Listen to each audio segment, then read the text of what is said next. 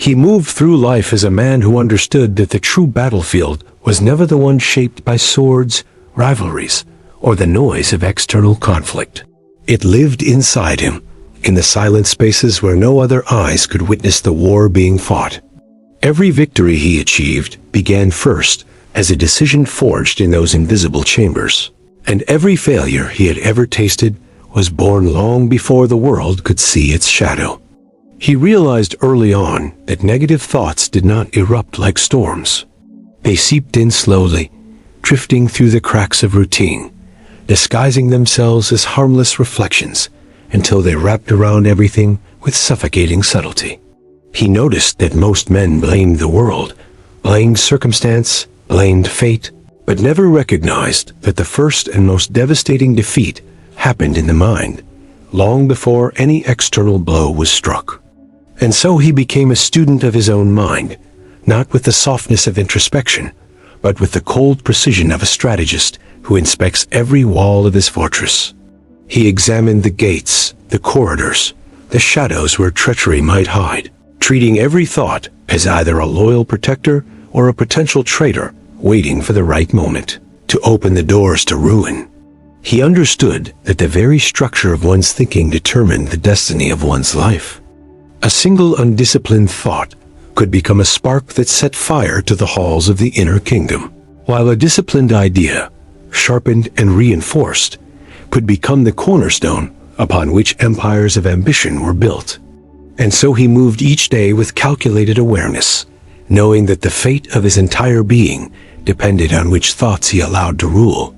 He learned that the mind, when left unguarded, became a breeding ground for doubt, hesitation, and invisible sabotage, forces that could undermine a man's will without ever confronting him openly. He knew that the whispers of fear rarely announced themselves as enemies. They came cloaked as caution, disguised as logic, wrapped in the voices of past mistakes.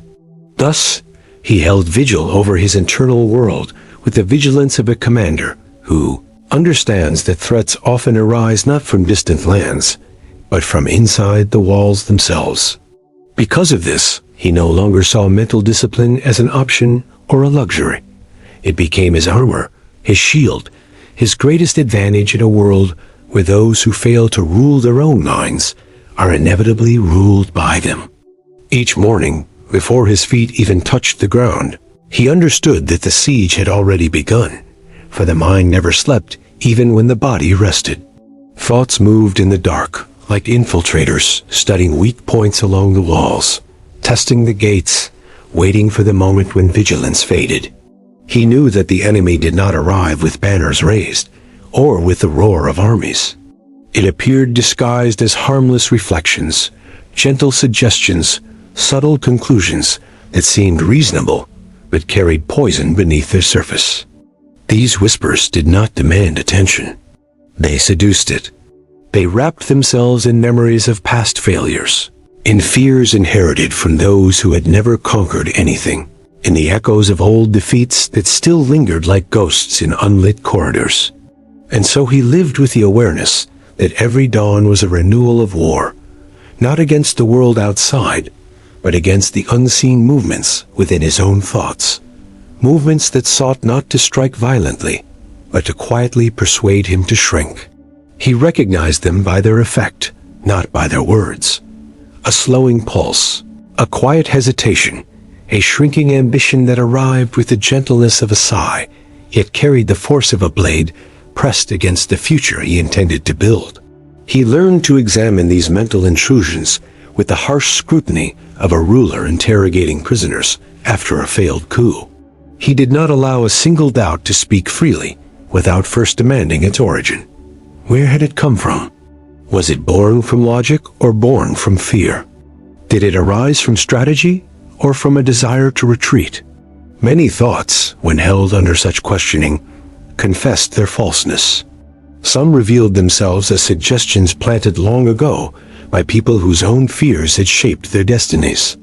Others showed themselves as remnants of childhood warnings, old criticisms, careless remarks that had embedded themselves deep in the architecture of his mind, like small, forgotten traps waiting to be triggered. he discovered that a thought's tone mattered less than its direction. A whisper that pulled him away from power was an enemy regardless of how reasonable it sounded. And once he recognized this, he refused to allow comfort to disguise treachery. Every morning became a ritual of internal inspection, a deliberate act of determining which thoughts deserved a place within his kingdom, and which were to be expelled before they could spread their poison. In this constant vigilance, he gained a power most men never taste, the ability to shape his mind instead of being shaped by it. He treated every doubt like a suspicious envoy entering his kingdom under the pretense of offering wisdom. He never accepted a thought at face value, for he knew that the most dangerous traitors were the ones who disguised themselves as advisors. Before allowing any doubt to take root, he dragged it into the light of interrogation. Where did you originate? What intention do you carry? Do you strengthen my position or weaken it? He had learned that a single unexamined thought could infect the entire structure of the mind, turning certainty into hesitation and ambition into retreat. Many doubts, when questioned, collapsed quickly, unable to withstand the pressure of scrutiny. They revealed themselves as echoes of fears from people who had surrendered long before achieving anything, people who projected their own limitations onto him through casual remarks or pessimistic predictions. Others exposed themselves as remnants of past failures, experiences that had left scars not on his body, but on his confidence. He realized that these doubts were like messengers from defeated kingdoms bearing stories of loss, urging him to adopt their hopelessness as truth. And once uncovered, he cast them aside with the decisiveness of a ruler eliminating threats before they could ignite rebellion. Yet he also understood that traitors were not always obvious. Some thoughts spoke with the voice of reason, offering caution that appeared wise on the surface. But when he examined them closely, he discovered their advice served not to protect him, but to limit him. These were the most dangerous intruders, for they wore the masks of logic while carrying blades of sabotage. And once he learned to distinguish true wisdom from disguised fear, he no longer allowed pleasant-sounding lies to live within him. His interrogation became merciless. If a thought encouraged him to shrink, it was dismissed. If it questioned his potential without offering strategy, it was expelled. If it suggested safety over growth, he recognized it as a coward's voice, not a strategist's. In time, his mind became a disciplined court where every idea had to earn its place through clarity and loyalty. Nothing was accepted without proof. Nothing was tolerated without purpose. He maintained order not through brutality, but through unwavering standards, knowing that a kingdom ruled by weak advisors eventually falls into chaos. And with every traitorous thought eliminated, he strengthened the throne within himself, ensuring that his decisions would come not from fear, but from unshakable conviction. Yet he also discovered that not every negative thought was meant to be executed on sight. Some were not enemies meant for elimination, but prisoners capable of being forced into service. Fear, for instance, did not always arrive as a destroyer. Fear could act as a messenger, warning him where the stakes were highest, where the risks were real, and where preparation was most necessary. He learned to stand before his own fear without trembling, examining it with the composure of a king questioning a spy. What do you reveal about the battlefield? What ambush do you expose? What weaknesses do you illuminate before the enemy has the chance to exploit them? He began to see that fear, when chained and questioned, became a tool rather than a tyrant, a compass pointing toward the places where the greatest opportunities hid beneath layers of danger. Refusing to let fear rule him, he instead made it kneel, extracting from it insights that cowards never discovered because they fled too quickly from discomfort. Doubt followed a similar fate.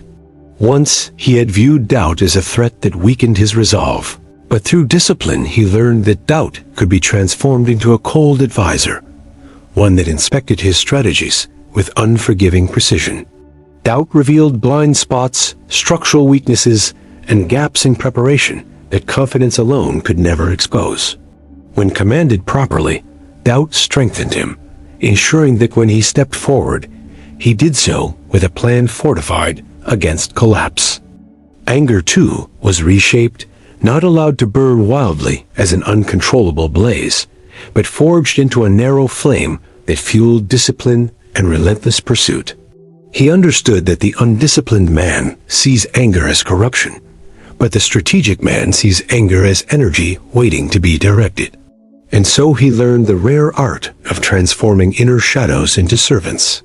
Negative thoughts that once sought to paralyze him were forced to become laborers in the construction of his strength. In mastering them, he learned a truth that changed the very architecture of his mind. A weak man tries to kill every internal enemy, exhausting himself in endless battles, while a powerful man turns some enemies into weapons. He discovered that domination, not destruction, was the highest form of control, because when darkness is commanded rather than feared, it becomes an engine that drives a man forward instead of dragging him down.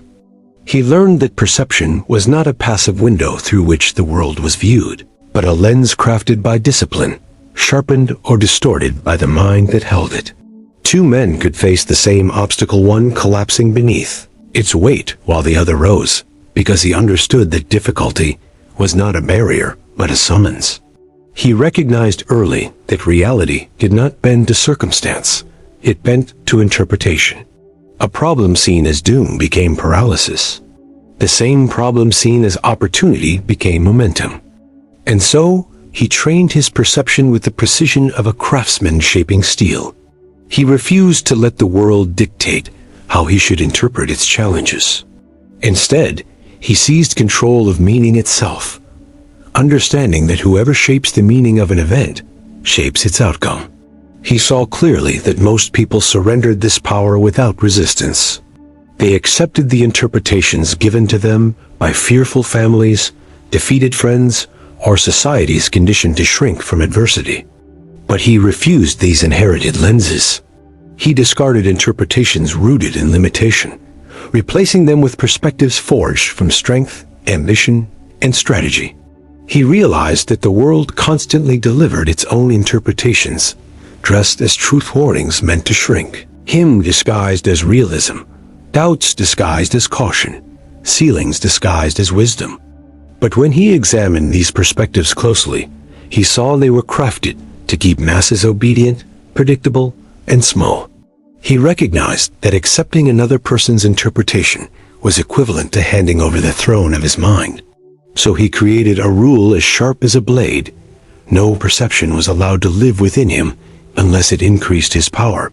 If a thought weakened him, it was executed. If it strengthened him, it was reinforced until it became unshakable. In doing so, he discovered one of the most ruthless truths of psychological dominance. The mind does not merely reflect reality, it architects it. His lens became so disciplined that even adversity transformed into advantage. Obstacles became tests that filtered out rivals. Delays became spaces for preparation.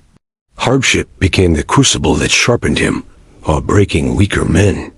This mastery of perception elevated him above the ordinary, for he no longer fought the world as it was. He fought the world as he defined it, interpreting every moment in a way that served his rise. When others spoke of limits, he did not absorb their words as truth. He dissected them with the cold patience of a strategist, analyzing the intentions of foreign diplomats. He asked himself a simple but unforgiving question. Does this perspective strengthen me or weaken me?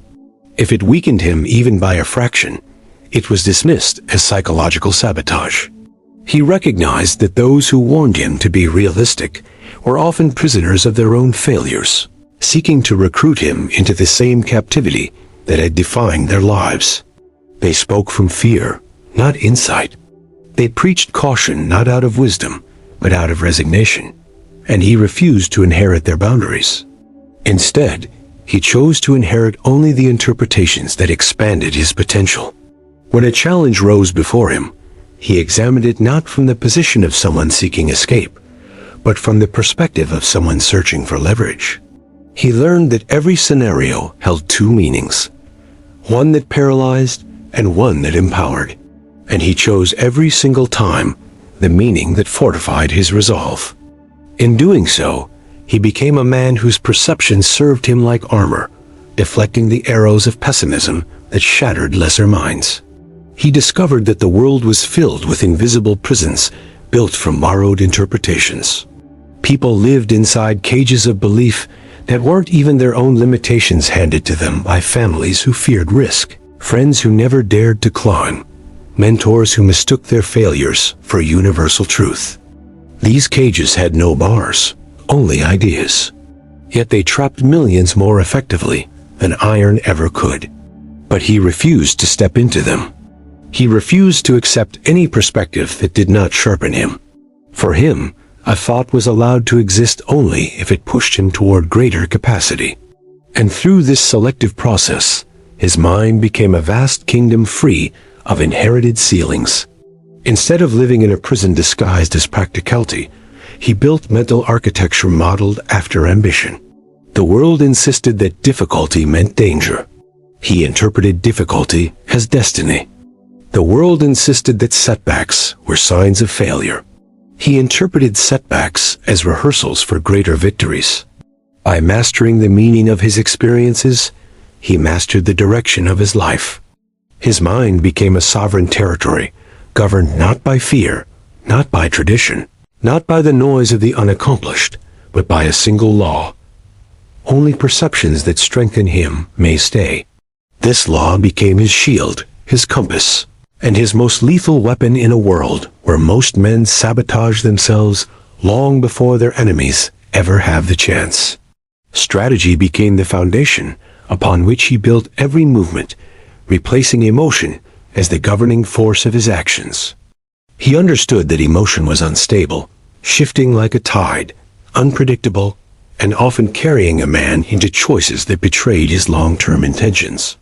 Emotion could make him hesitate in moments demanding boldness, or rush forward impulsively when patience was required. Emotion could deceive him into thinking he was exhausted when he still had strength, or convince him he was powerless when he was on the edge of a breakthrough. And so he separated action from feeling with surgical precision. When fear whispered retreat, he examined the terrain, not the tremor in his chest, and found where preparation would grant advantage. When anxiety urged him to freeze, he looked instead at timing and opportunity, recognizing that hesitation was the assassin's most subtle ally. When discouragement suggested surrender, he asked what resources had not yet been used. By detaching the machinery of his decisions from the instability of emotion, he became a man whose movements resembled inevitability rather than reaction. This was not coldness. It was clarity. It was the discipline of someone who refused to let temporary feelings sabotage permanent potential. He studied his negative thoughts not as verdicts, but as clues scattered across the battlefield. If a thought warned of failure, he did not collapse beneath its weight. Instead, he performed the autopsy of the idea. What conditions would create failure? Which variables could he alter? Which resources could he strengthen? He transformed fear into preparation. He transformed uncertainty into strategy. He transformed every internal attack into an opportunity to tighten his defenses. He understood that thoughts could be manipulated, and he manipulated them with mastery. If a thought tried to intimidate him by exaggerating the difficulty of his path, he reframed it as an indication that competitors would be too afraid to attempt the same climb, leaving the throne uncontested. If a thought mocked his ambition, he used its sting as fuel to sharpen his discipline. He no longer took thoughts personally. He treated them as pieces on a board, useful only insofar as they could be organized into a pattern that served his rise. The mind that had once felt like an unpredictable storm became an army under his command. Every thought had a duty. Every emotion had a place. And if either failed to serve him, he dismissed them without hesitation, for he had no tolerance for internal forces that worked against the kingdom he was building. His vigilance became a discipline sharper than any weapon, for he understood that the enemy within rarely announced its presence with force. Instead, it crept in softly, choosing the moments when he was tired, uncertain, or standing at the threshold of a breakthrough. He recognized patterns in these attacks. The doubts that appeared when an opportunity approached, the fears that emerged when he dared to think bigger, the hesitation that surfaced only when he was closer to victory than he realized. These were not coincidences. They were strategies deployed by the mind's own shadows. And so he adopted the posture of a commander, walking the corridors of his fortress by torchlight, inspecting every corner where sabotage could hide. He studied the timing, the tone, the triggers of his internal resistance, learning that once he predicted its movements, he could outmaneuver it before it ever struck. He did not wait for chaos to reveal itself. He hunted it preemptively, tightening his defenses in the very moments when most men relaxed. It was this vigilance that allowed him to withstand internal storms that would have drowned lesser minds. He carried himself with the gravity of someone who understood that internal discipline determined external destiny. Each thought that passed through his mind had to justify its presence like a soldier proving loyalty before being allowed into the king's chamber. If a thought strengthened him, it was honored. If it weakened him, it was expelled without ceremony. He did not negotiate with weakness, for he had learned that weakness negotiated back, always seeking permission to return in new disguises. His internal world became a hierarchy where clarity sat at the throne and doubt bowed only when it served strategy. And as his internal system became more organized, more loyal, more unbreakable, the power he projected into the world shifted. Rivals sensed it. Allies respected it. Even those who sought to undermine him hesitated, for his calm had the unmistakable weight of a man who could not be shaken from within. His vigilance was not merely protection, it was dominance. It was the quiet, relentless assertion that the battlefield of his mind belonged to him alone, and that no whisper, no doubt, and no fear would ever again claim sovereignty over his fate. He understood with absolute clarity that many people fall not because enemies strike them down, but because they mistake internal sabotage for internal truth. They hear a whisper of hesitation and believe it is wisdom. They feel a tremor of fear and assume it is logic. They sense a moment of uncertainty and treat it as a prophecy of failure. But he had learned to pierce through these disguises. He recognized that a thought urging him to shrink, to retreat, or to doubt himself was rarely an insight, it was an ambush. It was the mind's way of preserving old patterns by sabotaging new potential. He realized that the mind was not naturally loyal. It was conditioned by years of inherited fears, accidental wounds, and echoes of voices that did not deserve to shape his destiny.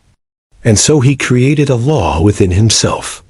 No thought was allowed to influence his direction unless it could withstand interrogation. If a thought attempted to disguise fear as caution, he exposed its cowardice. If a thought pretended to be logic but weakened his resolve, he stripped it of credibility. Thoughts that sought to undermine him were given no second chances. They were removed with the precision of a ruler, eliminating conspirators before their plots could ignite rebellion. He understood that mercy toward internal enemies was cruelty toward his own future, and so he acted without hesitation, protecting his inner kingdom with the ruthlessness necessary to rise. Still, he understood that the mind was a cunning adversary, capable of returning with new disguises whenever its plots failed. A fear he defeated today might return tomorrow wearing the mask of humility. A doubt silenced this morning might return in the evening disguised as practicality. A hesitation removed one week might return the next disguised as responsibility. And so he never fell into the trap of believing the war was over simply because he had won a battle. Vigilance was permanent. Complacency was fatal. He fortified his mental fortress, not only by eliminating threats, but by anticipating them, preparing responses before the attacks even formed. When a new negative thought appeared, he immediately asked whether it could be useful. If it held information he could weaponize, he enslaved it. If it held nothing of value, he destroyed it.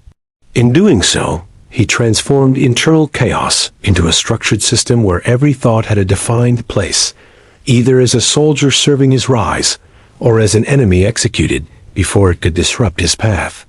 This approach refined him into a man whose mind could not be manipulated, a man whose inner forces operated with the unity and discipline of a well-trained army.